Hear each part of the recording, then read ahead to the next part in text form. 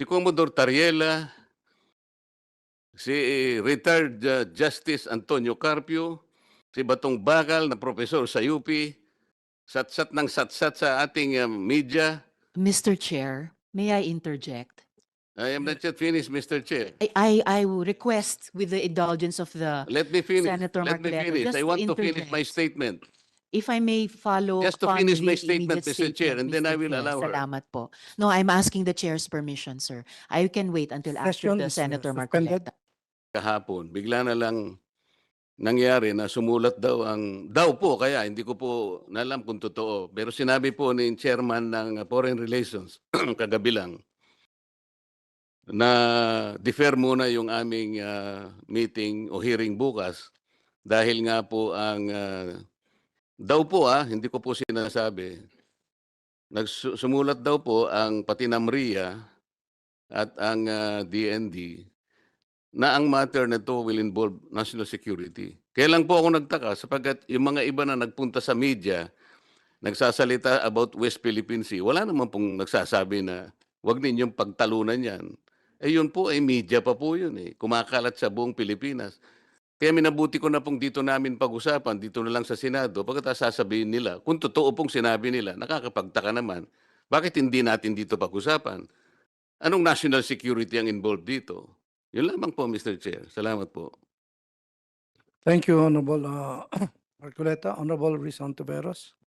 Salamat, Mr. Chair. Ang akin lang po sanang interjection kanina na nag-submit ako dun sa tamang hiling naman ng colleague na magtapos sila and based on the ruling of the chair, ay wag po sana nating sasabihin na ang mga sinasabi ni na Commodore Tariela, retired Senior Associate Chief Justice Carpio at isa pang binanggit kanina ay mga satsat. Dahil mga seryosong pananalita nila iyon, kahit kadebate man sila o hindi. Alam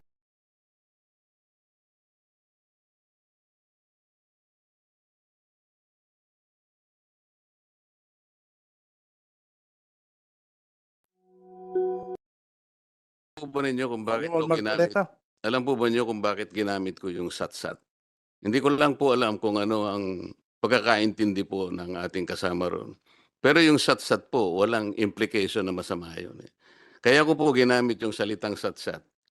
Kapag sila po ay nagsasalita, wala pong batayan eh. Halimbawa po, yung sinabi ni Justice Carpio, hindi na po kailangan ng coordinates para po i-delimit natin ang exclusive economic zone.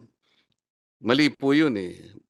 Magkakamali po, pati ang mga taong bayan maniniwala sa kanya sapagkat dati siyang magistrate ng Supreme Court. Mali po yun eh. Ang dami pong babanggain na artikulo ng UNCLOS pag pinilit niya yun. Pati po yung mga pasabi, regular na reminders po ng opisina ng UN Secretary General. Kaya ko po sinasabing satsat. Yun naman pong professor sa UP. Ano pong pinagsasasabi niya? Nag-submit na raw po ng mapa ang NAMRIA sa United Nations. Satsat din po yan, Mr. Chair. Kahit nga po ngayon dito, matutukoy natin, i-open lang natin ang website kung alam po nung professor ng UP na wala tayong sinasubmit na mapa. Alam po ba niyo kung ano pinapakitang mapa ng NAMRIA? Administrative map, Mr. Chair. Ang administrative map only shows the political subdivisions of our country, regions, mga probinsya. Hindi po yun yung mapa na hinihingi po para sa ganon magkaroon ng hakbangin para finally ma-drawing natin ang West Philippine Sea.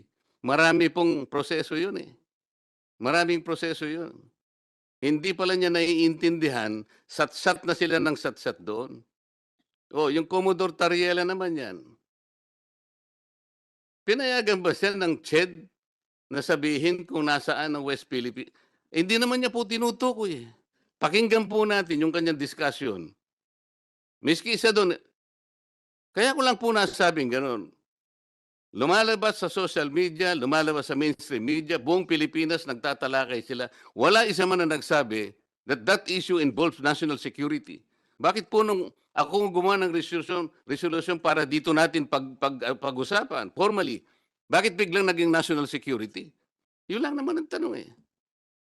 Di po ba mahalaga sa kanila na ayusin nating lahat dito? Ito po ang bagay, ito po ang formal. Dito po mismo sa Senado. Dito po natin ayusin lahat ang hindi pinagkakaintindihan.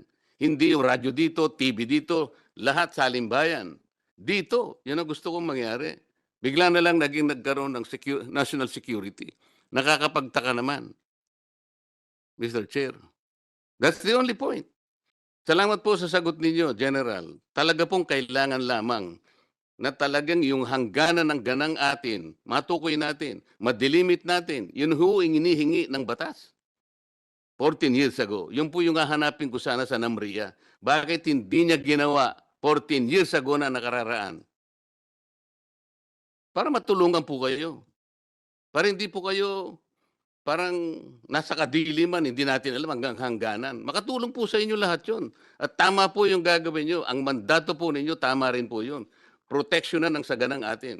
Pero pangkaraniwan na, kailangan alam natin ano ang hangganan ng saganang atin. Wala pong masama doon. Salamat po, Mr. Chair.